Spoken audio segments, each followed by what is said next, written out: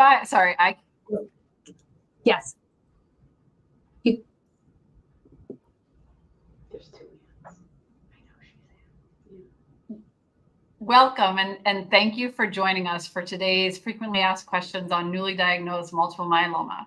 I'm Quinn Young, Chief Mission Officer at the Multiple Myeloma Research Foundation, and I have the distinct privilege of being joined by Drs. Noa Biran and Ms. McNeill from the Theurer Cancer Center in Hackensack, New Jersey, and Ms. Kelly De Elva, a myeloma patient living in Seattle, Washington. They've graciously agreed to answer questions that came from our recent webinar on newly diagnosed multiple myeloma. We didn't have time to address the many questions we got from patients and caregivers on that webinar. So we're here, full hour of Q&A. So let's dive right into it. For a patient who's just learned that they have multiple myeloma, let's talk about first steps. So at the MMRF, we use a framework that we call the right track, and it has 3 T's: finding the right team, getting the right tests, and getting on the right treatment. So we'll start with building the right team. The anchor of the team, or the quarterback for you sports fans, is a myeloma specialist. So let's start with you, Dr. Biran. Why is it so important for that anchor, for that quarterback, to be a myeloma specialist, a hematologist oncologist whose specialty is multiple myeloma? I think that's a really good point. And the fact that you are listening to this live stream and hooked in with the MMRF is already a good prognostic sign, because you're aware of the fact that not every physician is the same. And it doesn't mean that oncologists in the community are not smart. They're extremely smart. They're very bright, but they have to see breast cancer, low platelet count, prostate cancer, GI cancers. They have to see every single cancer throughout the day. And they may see a few myelomas a year, let alone a week. And so they just can't possibly have as much experience with treating multiple myeloma as somebody who only sees multiple myeloma. Ann and I and other physicians and nurses who are part of a myeloma center, that is all we see. We see 35 patients a day or more with just multiple myeloma and other similar disorders. So there are subtleties in terms of medication management, picking up things for, picking up progressions, how to manage the patient, how to stage the patient, access to clinical trials that other community oncologists may or may not have. So, and it's always important, and not everybody lives next to a myeloma center. And I always tell my patients, I will work with anybody. If you live, far away, I'll do telemedicine or come and see me every 3 months, and then I'll work with your local oncologist to co-manage and to serve more as an advisor. But at least you have another set of eyes from somebody who really only sees one disease. And for those listening, our Patient Navigation Center, which is a team of former oncology nurses, a lot of what they do is help patients identify a myeloma specialist, because it may not be straightforward, and the doctor they're seeing may call themselves a myeloma specialist, but as Dr. Biran said, may see a whole host of different cancers, and there are nuances, and the field is moving quickly. So it is important to have someone who's up to speed. One more follow-up question for you, Dr. Biran. What do you say to patients who, even when they've found a myeloma specialist, but are thinking about a second opinion? What do you say to them? I always say you have to feel comfortable with your team. And if you don't, then honestly, every myeloma specialist will have a different opinion. There's several roads leading to the same outcomes.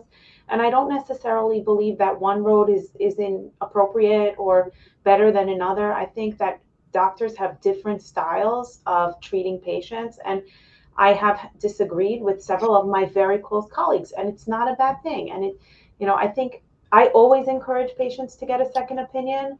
And then, you can decide where you feel more comfortable, but one may not necessarily be right and one may not necessarily be wrong. Can lead to some more confusion, but at the same time, you have to be comfortable. So yes, get a second opinion. And so but beyond the doctor, there's a team. It's, you mentioned you and Anne, a part of a team at Hackensack. And who are some of the other team members that a myeloma patient may want to consider building around? So we have a lot of individuals on our team. So we have, of course, the physicians, the nurse practitioners. We have the clinicians who are registered nurses, but we also have nurse navigators. We also have a support system. We have schedulers. We have people who do medical records, but we also have people like social workers who are an integral part of the team. We have a very large dietary staff, a dietitian staff who can help with patients. And we all work together. We all are part of the same team. And then in our facility, maybe not so much in other centers, but we're an academic facility. We also have a research team. So we also have a dedicated team of nurses and data coordinators, and they actually focus on the clinical trials. So there is a lot of members that are involved with our patients' care. So Kelly, bringing you into the conversation, tell us a little bit about your diagnosis and then how you found your myeloma specialist.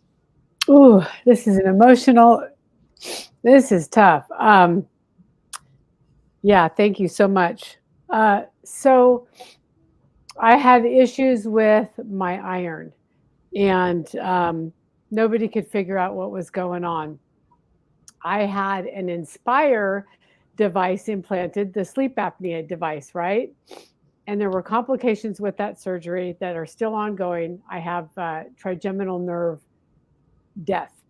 Anyway, I went to a neurologist, and he did some blood work and trying to figure out maybe what was going on, if there was some other cause for this nerve damage. And he found it, and it was by accident that he found it. At this time, I had been seeing my nurse practitioner with the low iron issues for a year and a half. So fast forward to a bunch of tests being run, MRI, bone marrow biopsy at Fred Hutch in Bellevue, Washington. I go into the hematologist on staff there, and she reports that they found myeloma. She considered it very high risk and gave me 3 years to live, whether I got treatment or not. Not okay, right? So I went home, and after contemplating suicide for about 48 hours, I reached out to a friend of mine because I didn't want to put my family through this, I thought I was going to die. I thought that was it. So I reached out to a friend of mine who has cancer. She got me in touch with MMRF, and there was a gal named Grace that called me. I'm so sorry, from MMRF, and she told me this is a chronic disease anymore. We don't provide death sentences. It's not treated that way, and every case is different. And I think she saved my life. So that's the beginning of my story. And then I reached out on the Facebook groups that were recommended by Grace. And somebody on that site recommended Dr. Banerjee at Fred Hutch over South Lake Union. And at first they told me I couldn't get in with him. He was too busy. And then somebody said, oh yeah, I'll get you in with him. And I'm happy to tell you the rest of the story when that time comes. But that's my guy, and that's my team. They're amazing. You are so right about the team. They have made so much of a difference in my life. Not just Dr. Banerjee, but the entire team. Wow, Kelly, thank you for sharing your story. And Grace, for those of you listening who don't know, Grace Allison is one of our nurse navigators, and she worked for probably close to 30 years at the University of Arkansas in their transplant unit. So for those like Noa and Ann who are familiar with Arkansas, the volume of transplants that they did years ago, she's seen it all, and she's a wonderful, wonderful resource. And Dr. Banerjee is amazing as well. A question did come in about the top ranked hospitals for myeloma. So I can give the perspective of how we make referrals to centers. We do research with a number of different centers across the U.S., including Hackensack, called within an entity called the Multiple Myeloma Research Consortium. We also track at our Patient Navigation Center centers that do high dose chemotherapy and stem cell transplant, and do have clinical research units, and really identify those as places that a patient should go if they're doing those two things. I didn't know, Noa or Anne, if you had comments about other kind of ways to find top centers for patients. I think there's a lot out there, and it's hard to decipher what's good and what's not. And I think you have to rely on, not blogs of people, but more so on reliable websites. And I think, MMRF gives you very good recommendations for high volume centers. And I think that's a good measure. Centers who participate in clinical trials are recognized as high volume centers, and you're going to find expertise in those centers. You can also look at LLS, Leukemia Lymphoma Society, and there are other similar patient-centered organizations that help connect patients with reliable academic centers. I think most of the big centers, most of the big academic centers, fortunately or unfortunately, are in urban areas. Mm-hmm. So if you happen to be a patient in a very rural area, it might involve some travel to get that consult initially. But like Dr. Biran said, we frequently work with other oncologists, local and community oncologists, but I think they're usually centered around bigger cities. And that's a good point. When we talk to patients about building the right team for patients who aren't close to a center, and close to a center that may be even an hour away, and to be going multiple times a week for treatment or blood work, having a local community doctor who is doing the blood work, administering the treatment, and then working with the specialist, and then the patient can go, maybe a couple times a year to the specialist or do the telemedicine visits, is again another important part of the team. Before we move on to the tests, there was a comment about myeloma patients and sleep apnea, and is that common? I think, sleep apnea is often associated with metabolic disorder. So, glucose metabolism issues, prediabetes, diabetes, not in everybody, but often large neck size or obesity, and hypertension, low oxygen during the day, or CO2 retention can occur with sleep apnea. And all of these conditions are pro-inflammatory conditions, which can be associated with multiple myeloma or other cancers, or can be associated with increased risk of transition from a pre-myeloma state, such as an MGUS or smoldering, to an active myeloma state. So yes, there is an association. Okay, so second T, right tests. As Kelly, you just described, there's lots and lots of tests that go into not only the diagnosis, but the monitoring. Blood tests, bone marrow biopsies, imaging. Starting with Dr. Biran, can you briefly describe that battery of tests up front? Because I know we have this is newly diagnosed, there are a lot of newly diagnosed patients, but then what they can expect moving forward as well. So the reason we do all these tests, and it's so frustrating to patients because they're tired of tests. It's exhausting, it's consuming, they're getting poked, they're getting prodded.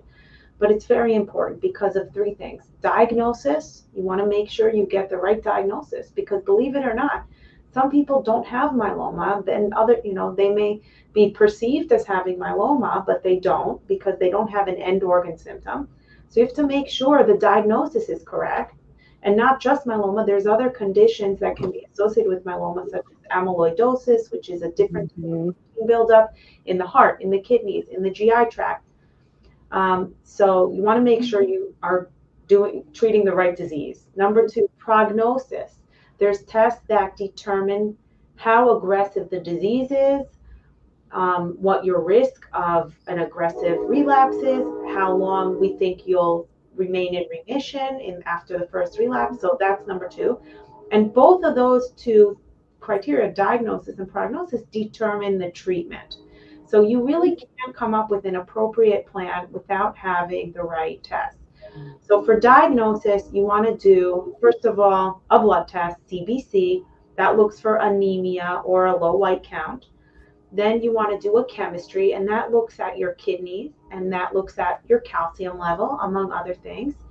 You want to have a 24-hour urine test, which involves urinating in our case, it's an orange jug, might be a different color, but you have to collect the urine. And the reason we do that is it measures the amount of protein in a day.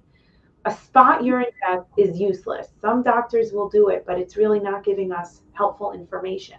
You want to know the amount of protein in 24 hours. That will determine whether myeloma is affecting your kidney, and it can tell us if you have something called amyloidosis in the kidneys. And then it can also tell us if there's medication you're taking that are hurting your kidneys.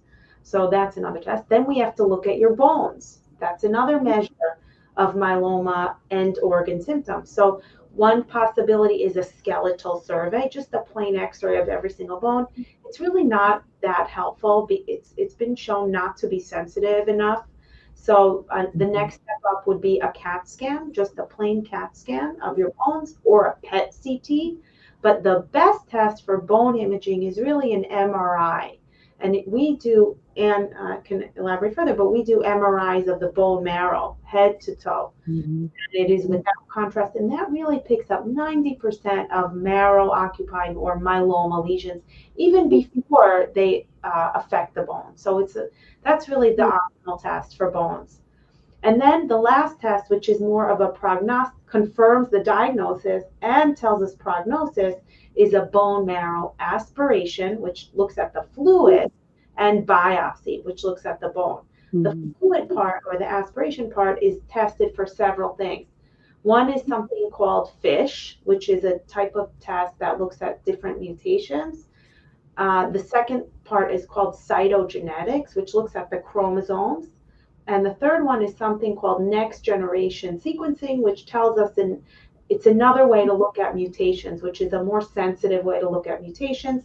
And it can also tell us if there's any mutations that would require different treatments. So those are really the baseline tests that we do. And you mentioned bone marrow biopsy and aspiration. A lot of patients don't look forward to them, to say the least.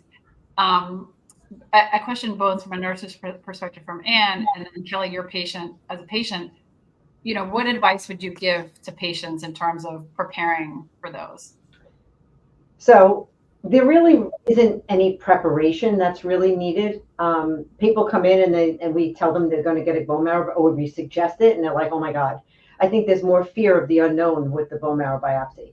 But patients don't have to fast. I mean, we don't want them to eat a large meal, but eating is okay. They don't have to withhold any medications, even blood thinners. We do so many of these every day in our clinic, right here in the outpatient clinic. I mean, basically, patients are going to be put in a position, whether on their side or their stomach. We're going to clean the area. We're going to give a little local anesthesia.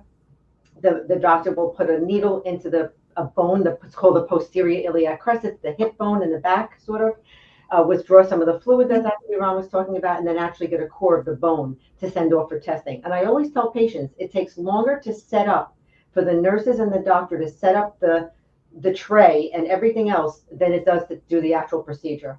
And then there's really no after effects. I mean, a little bit of discomfort at the site, but patients, they just can't shower or bathe for a day, just not running water on the wound. We put a little bandage on it, and then they can, go to work. People go to work, they golf on the weekend, they do whatever they love to do. There's really no, downside. Okay. Now Kelly's going to tell us, because she actually. Oh yeah, I'm going to give you the other side of that. I mean, it's so great. Right. Now we're going to hear from Kelly. Right. So I've had two bone marrow biopsies and aspiration. The first one was done at diagnosis.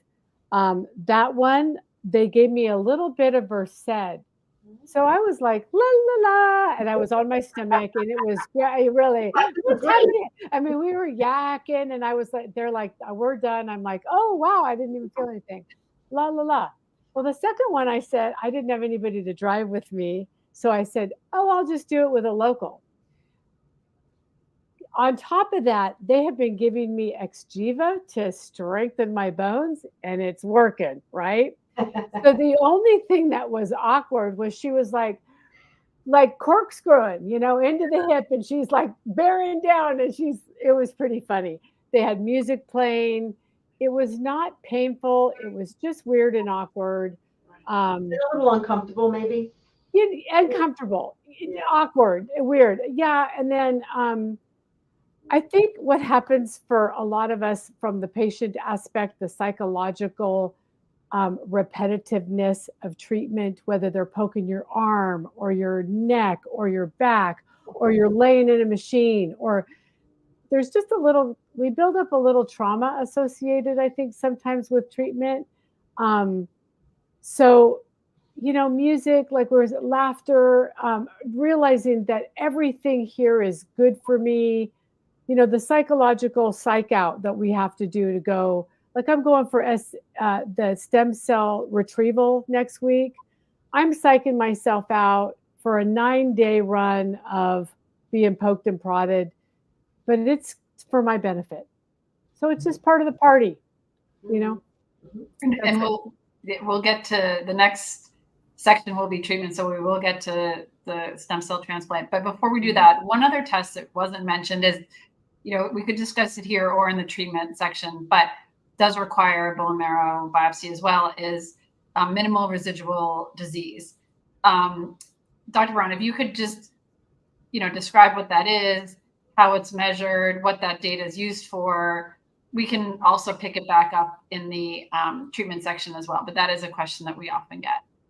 Yeah, so it used to be that the best way to measure the amount of myeloma was a blood test.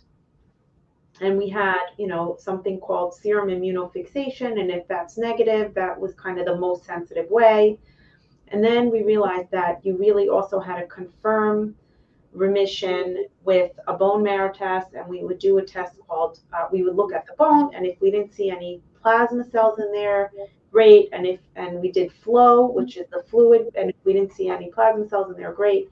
But over the years, we've developed much more sensitive methods to detect cancer cells or plasma cells in the case of myeloma, using 2 different techniques.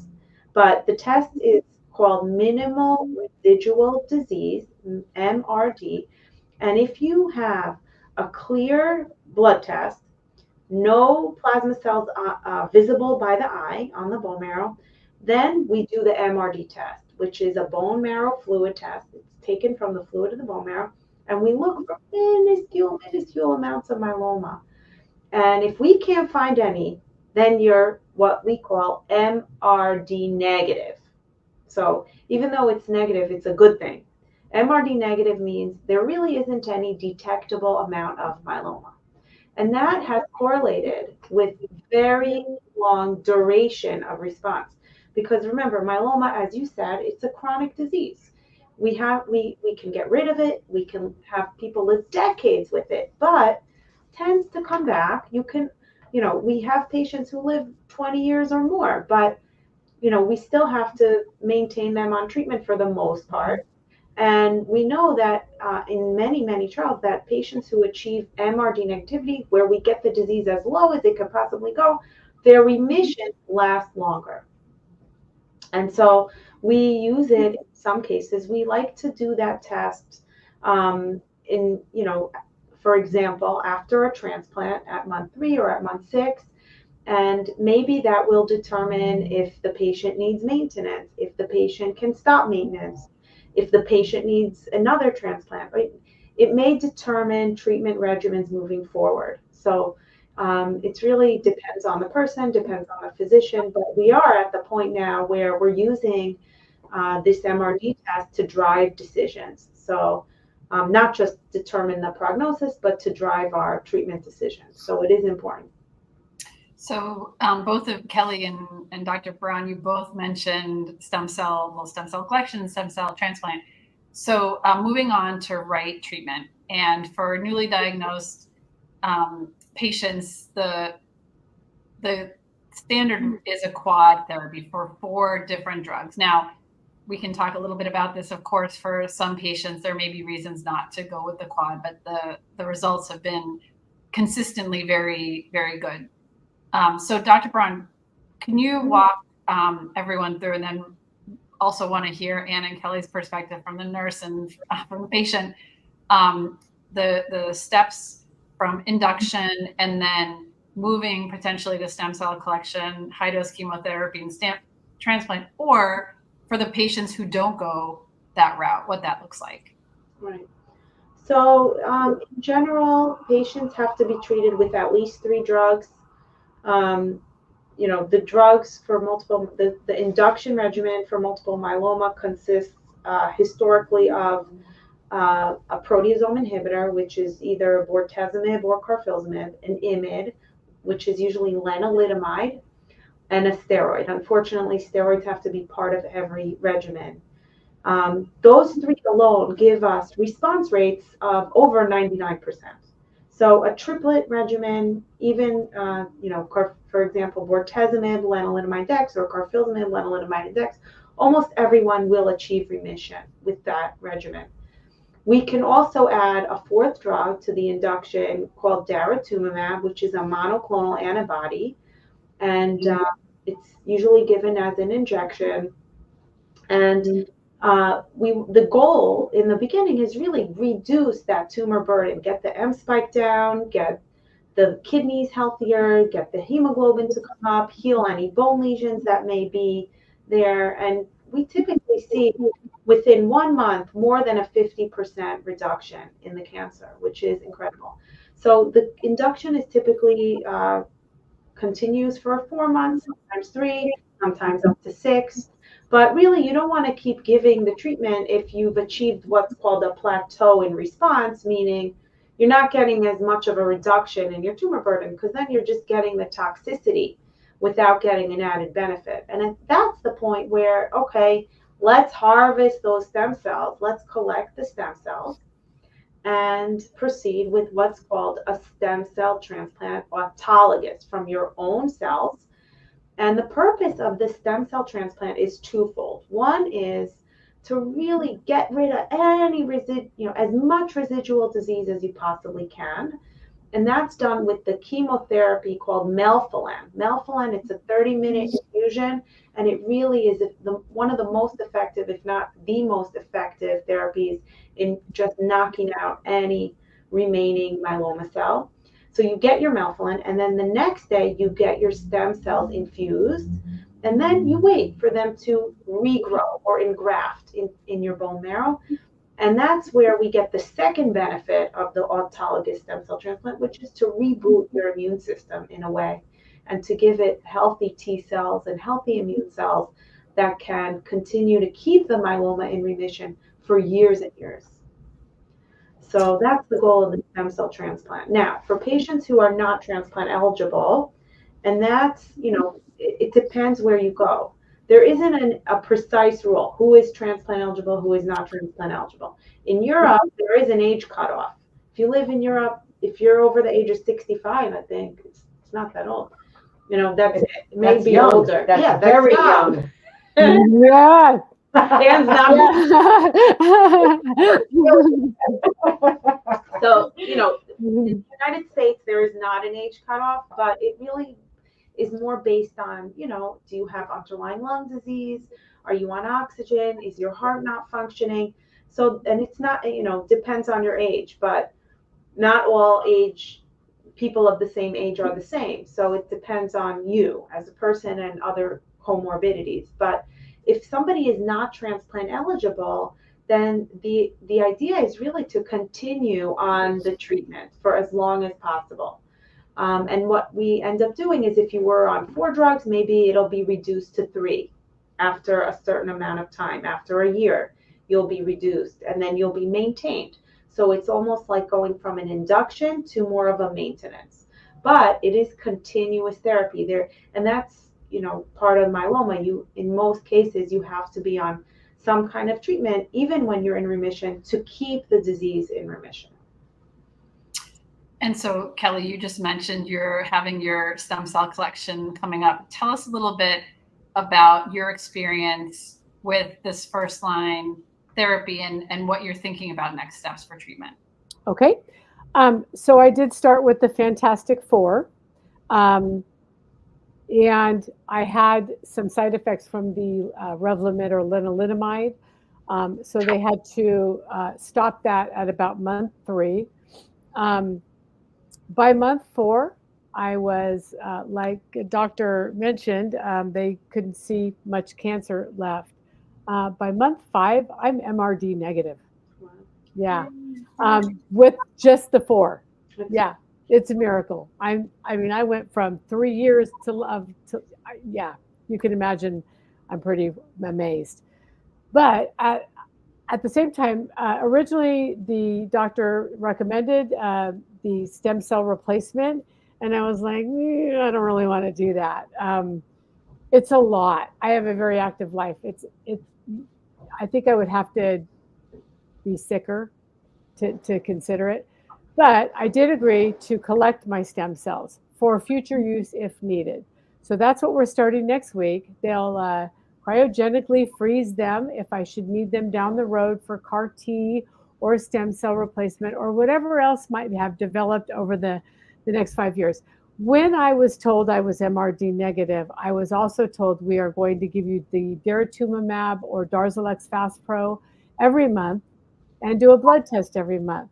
But they also stated cautiously that they figured I'd have about 5 years before we really even needed to worry about a relapse, if you will. So that's the plan for me. It worked, and I'm just going to keep getting that treatment every month and hope I don't need those stem cells down the road. But if I do, I do. And honestly, I figure from everything I've read, and I've done a lot of research, after Grace got a hold of me and I knew that there was a chance for me and I had some hope, I dug in. I recommend that to everybody. And I tried to learn as much as I can. So there's a lot of groundbreaking experimentation that's happening, and there may be a cure in 5 years. Who knows? So there's 2 things I want to follow up on what you said. I'll start.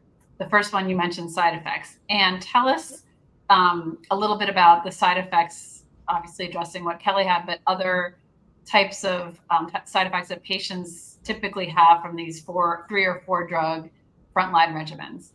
So, and not too long ago, a couple of years ago, I used to run a support group, and this was a very common topic of conversation. And I literally could spend an hour plus talking about different classes of drugs, because now the 4 drugs that you had, Kelly, are 4 different classes. They're all associated with different side effects. So patients have a lot of questions, but in general, to make it a very short answer to your question, things like fatigue, being tired, feeling tired. Some of the agents can lower blood counts. The lenalidomide and some of the IMiDs can cause rashes that are transient. Also, sometimes we have an increased risk of blood clots that we have to be mindful of with some of the treatments. I think that edema, some swelling can also occur. And I think what's really important, and what patients and actually what some nurses fail to do when they're doing patient education, is eliminating the dexamethasone, because it's not, it's a steroid. It's not really a chemotherapy agent. It is very important in treating myeloma, as Dr. Biran said. It's included with every regimen that we give. But dexamethasone is not traditionally a chemotherapy. It's a steroid, right? But it's associated with a lot of side effects. So in that regard, you can get that burst of energy, and then you get that really bad fatigue. Patients say it feels like a truck ran me over when you get that dex letdown, right? It can also cause things. Every body system is affected. You can have palpitations, high blood pressure. Your blood sugar can be elevated. Stomach upset if you're not taking it with food. Edema can occur. And also not just the physical signs, the skin issues. There's skin issues. There's a lot of issues, but even the emotional effects of dexamethasone. Some people say they are prone to crying. They just are very irritable, or they just get very sad, or they're very they're sort of on the edge. Like it doesn't take much to put them into an anger state, So a lot of different side effects, but we try to manage everything. Nausea, vomiting, bowel changes can also occur, maybe not to the degree of other chemotherapeutic regimens for other cancers. One thing I can say is our induction regimens do not cause hair loss. Now, if you're going through a transplant and you're getting the melphalan that Dr. Biran mentioned, that would cause hair loss. Yeah. But in general, we don't have any significant alopecia that's associated with our chemotherapy regimens. But again, lots of different side effects that we go over with every patient, depending on which 3 or 4 drugs we're giving that patient. And so important for the patients listening to communicate if you're having any absolutely. side effects, and because thankfully these treatments have been around a while, and certainly at larger volume centers know how to manage these, and it's really, really important to speak up. Kelly, you have a story? I just wanted to say about dexamethasone, so many people on the blog sites that I'm involved with are all, lamenting about how they don't get any sleep and they're so tired, or I just painted my house, or along those. I said to my doctor, can I take a sleep aid? Can I pop a couple Tylenol PM? And he's like, yeah, you don't have to go sleepless. You really don't. I had no issues with dexamethasone. So I take it early in the morning, and go to sleep at night. Yeah, you know what? That's a good point. And just reminds me of what Anne just said, communicating with your team, because there are ways we can help you manage the side effects. Again, Kelly was asking her doctor about how to, get rid of the insomnia, or how to help with the insomnia. We have ways, whether it be over-the-counter agents, whether it be prescription medication, whether it be non-medication regimens, to help you, get through these side effects. Yes. And because when I was listening to you, Anne, I was thinking, just for the patients listening, not every patient has all of those. What you were listing were all different possibilities for all drugs. Potentially, right. That's so most patients don't have every one. Correct. But if there are 1 or 2, talk to your team, because they can be managed. So there are a couple questions in the chat, but I want to follow up one thing that Kelly said too, for Dr. Biran, because this is a shift from even 5 or so years ago in the field, where it's, for many patients, it's a reasonable choice to say, you know what, I'll do the stem cell collection, but not the stem cell transplant. Talk a little bit about, are there patients that you would send, right to transplant, or who are and then who are the patients that you could say, okay, if you don't have a caregiver, or there's things in your life that it may not be a good time, it's okay to potentially delay it, or you may not need it at all. So my philosophy is such, and it's not necessarily the right way to go, and everybody has different opinions, but the way I see it is, all the treatments that we have, a whole box of treatments, and it's growing and it's growing and it's growing. And where we are now is nowhere near where we were when I started, or even a couple years ago. So you're exactly right. In 5 years, we may have the cure, God willing. But in October 17, 2024, most patients relapse. There is a functional cure, meaning patients, live so long that they die of something else. That's not the majority of patients. And today we don't have a great way of predicting who that's going to be.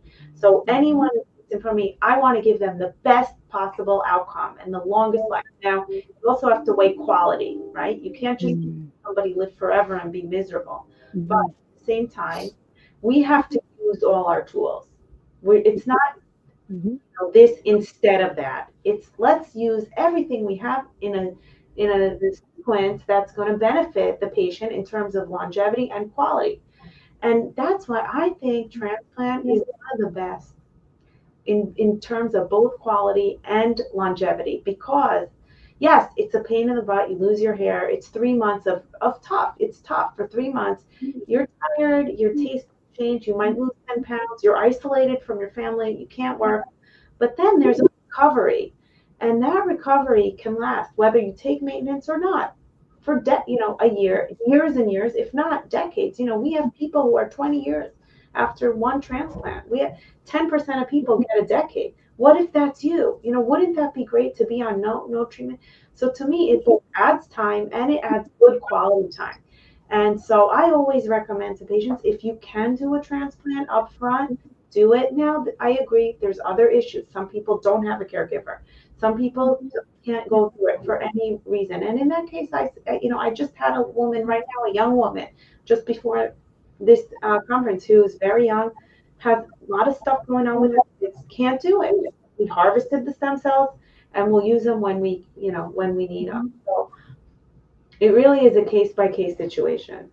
Yeah, which again is so different than it was a few years ago, when it really was, unless there's something completely extenuating.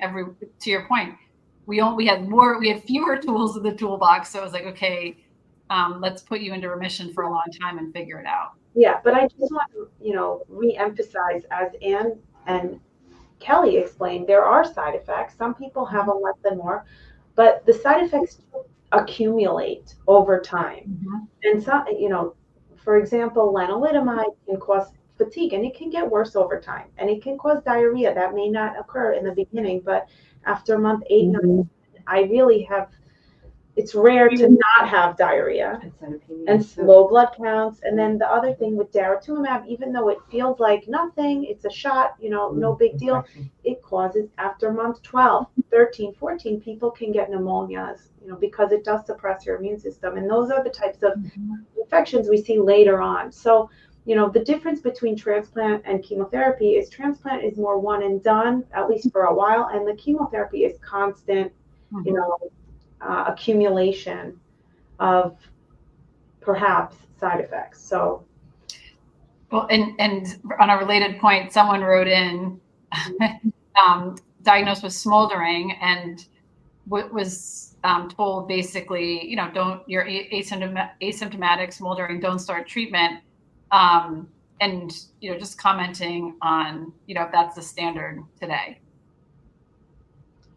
Yes, that is the standard of care, and unless you meet certain criteria, we are not going to treat you for asymptomatic smoldering myeloma. Unless you're rapidly evolving into myeloma, the standard of care is not to treat.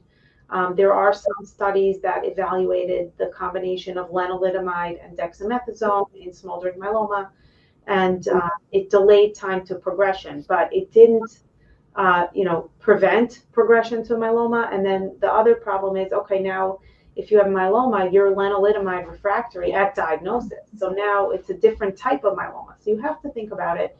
And I was just on a panel with the FDA of many, many, many providers, and I think the consensus among the majority is not to treat smoldering myeloma unless there are specific issues.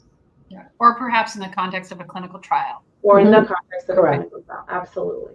A couple of other specific questions about one individual commented that their myeloma specialist said they have good genes, which I take to mean lower or standard risk myeloma. And what is, and to your point, this could be another hour-long discussion, but kind of standard versus high risk cytogenetics. Standard risk cytogenetics just portends that we are assuming, and again, the patient's disease doesn't read a textbook, right? So we're going to be in general a longer remission, better response to therapies. We always treat patients with high risk disease, always. I mean, 100%. But we know that we have to be a little bit more aware that the remissions may be a little shorter, that the relapses, may be a little more aggressive, but we're prepared with all the stuff we have in our arsenal for the treatment of myeloma now. There's always something we can do. So yes, there's a prognostic effect of standard risk versus high risk, but we do treat everybody. We do expect responses. It's just that how long those responses are going to last, and we're always thinking ahead with a high risk patient. We're always thinking ahead. And then in terms of monitoring, there was a comment about it's when a patient's myeloma is not detected in the blood, so non-secretory. what's the standard for monitoring there? Yeah, I'll let Dr. Biran talk about that. That's tough for me. I like to look at labs, right? Lab results, urine results. That's easy for me, but non-secretory. Ever since I started working in myeloma, that's been a tough monitoring thing for me. So I'll let Dr. Biran. So it depends, how did they present, right? If they presented with bone lesions, that's how you're going to monitor them predominantly.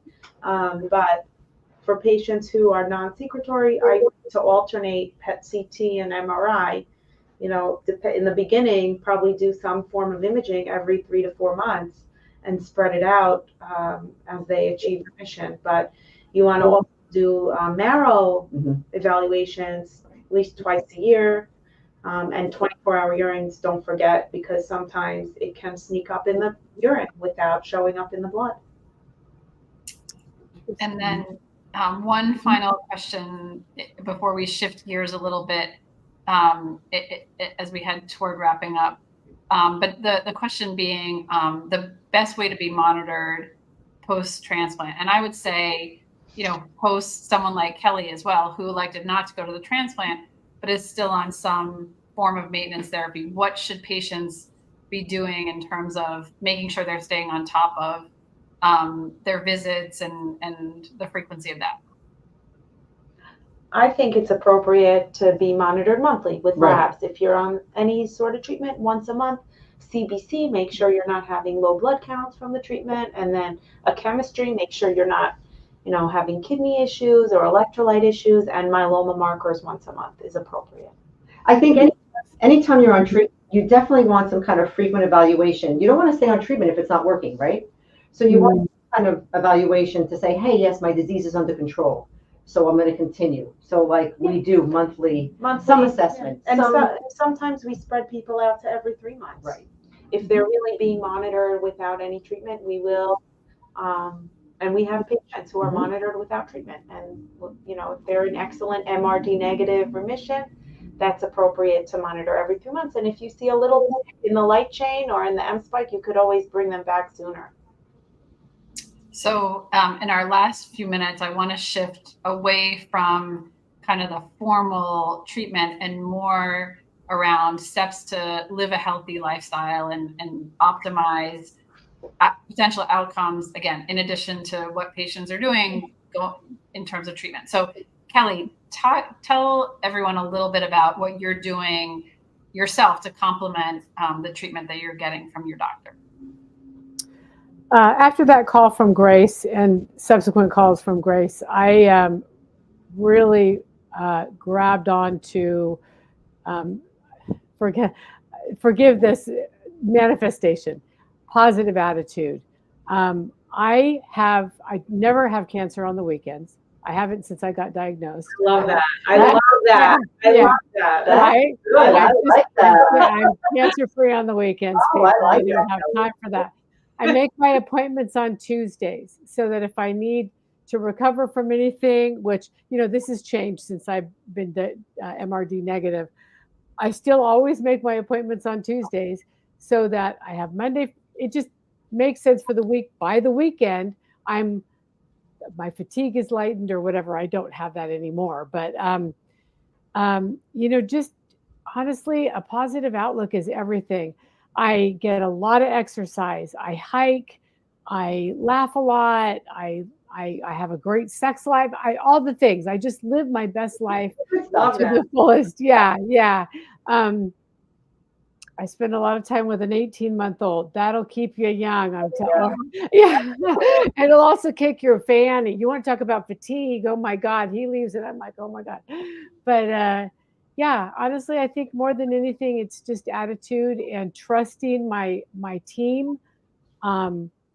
They know me intimately from my DNA to my personality in the room with them. And so I just pay attention to that and go to the doctors once a month. That's it. Yeah. And from the healthcare professional side, what do both of you tell patients? I think she summed it up beautifully. I know. You want to live, you want to live the healthy life. Yeah. What we recommend to everyone, not just folks with myeloma, you want to get good rest, you want to have a good diet, you want to exercise, you want to have a good positive outlook. You want to control your stressors, you know. That's important as well for patients with myeloma. I mean, you know, we were talking about this the other day. This is a life-altering diagnosis, right? Even though you don't have it on the weekends, it's still, you know, and I love that, Kelly. I really love that. I mean, that's a great attitude. But it is a life-changing situation for yourself and for your family. So having the right coping mechanisms and whatever that is for you, family, friends, support group, therapist, whatever that is, you should seek out those avenues to help you have a good outlook and to enjoy life despite the diagnosis. But I think you hit the nail on the head. You're doing everything right. I would like to say one more thing. If you are suffering and you can't reach the light in your life at all, get medical intervention. Like you said, therapy. There's medications you can take that'll bring you out of the abyss. I'm not on anything currently, but I have used this stuff in the past, and it can make a difference, right? Sometimes just talking to somebody, you do need medical intervention with prescription medication, but not always. And those medications, sometimes folks are not lifelong. They're just exactly temporary. So keep that in mind, you know, to help through the humps. And I just want to add a few things. One is fatigue is very much debilitating with myeloma. It's from the disease itself. It's from the treatment. It's from the steroids. Yes. Get outside. Yes. Outdoors. Yes. She's a hiker. She knows. Even if you can't hike, if you're too weak to hike, sit outside on your porch. Get a coat on. Even if you're just outdoor, open windows. Natural sunlight is very important. The brain is a muscle. You have to exercise it or you're going to get foggy with all the treatment. It does lead to increased brain fatigue. So, you know, talk to people, call friends, keep busy, keep your social life, you know, do puzzles, read. All things are important to maintain brain health. And then steroids in general affect upper arms and your upper legs. So stationary biking, we always recommend. And then get like the wheels, put them on the floor, and then put them on the table and do your arms too. And then, you know, I always tell people when you're watching TV, every commercial break, stand up, sit down, stand up, sit down. Exercise your legs. Great. Awesome. So before we wrap up, we'll do a quick lightning round. One piece of advice, or for Kelly, is there one thing you wish you would know that you want to communicate to patients? That this isn't necessarily terminal. Yeah. This is just a long process of doctor's appointments for a chronic illness. And Anna, Noah, what are your final? My take-home message would be, and I think we mentioned it before, just communicate with your team. We're there to help you. Every member is there to help you. If you're experiencing something, even if it's not directly related to myeloma or you don't think it is, let us know what's going on so we can help you out, or give you to, or you know, steer you to the right resources that can help you out. You know. Right, and then I will add that it's very overwhelming as a patient to, you know, be thrown into this and you don't know anything about it. Nobody, you know, has heard about it, let alone, you know, and I think it's, and then all these questions come to mind. What's going to happen with this? What's going to happen with that? What's 5 years from now? Think about today. And it helps because think about today, maybe think about tomorrow, and everything will come into place. And then before you know it, you'll be like, oh my God, I had this for 15 years. How did I get here? Thank God. Because, you know, it will happen, but you just have to be optimistic and there will be a new treatment, and keep your family around and your team around. The only I'm sorry. Go ahead. Sorry, no. Yeah. The only other thing I would mention to patients as well is to make sure you're getting your information from reputable sources. Thank you. Yes. There's a lot of junk out there on the internet. There is so much nonsense. So knowledge is power, but you really want to make sure you're getting your information from the good sources. Yes. Yeah. All right. Well, thank you all so much for joining us. The hour, at least in my opinion, flew by. Really appreciate your candor, your warmth, your dedication. Truly inspirational. And this will be tremendously helpful for patients. So this came up a couple of times. If you'd like to get in touch with our wonderful Grace Allison or other nurse navigators that we have, you can reach out via email. You can call directly at 1-888-841-6673. And then finally, I did want to thank our sponsors who made this program possible: AbbVie, Adaptive, Baxter, BMS, Cure Magazine, Genentech, Janssen, Kite, Arcellx, Pfizer, Regeneron, and Sanofi. Not only are they making the treatments and diagnostics that are helping patients, but they're helping to make educational programs like this possible. So we're really grateful. So again, thank you all and have a wonderful rest of your day. Thank you. Thank you. Nice to meet you, Kelly. Bye-bye. Okay, Nice bye. to meet you guys. Bye, Kelly.